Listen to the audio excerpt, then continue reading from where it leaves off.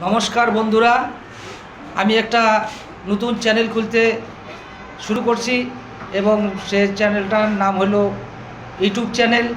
আর আমি প্রবীণ বর্মন, ঠিক আছে। এইটাই হলো তোমার যে চ্যানেলটা আমি খুলতেছি, প্রবীণ বর্মন না বাউল।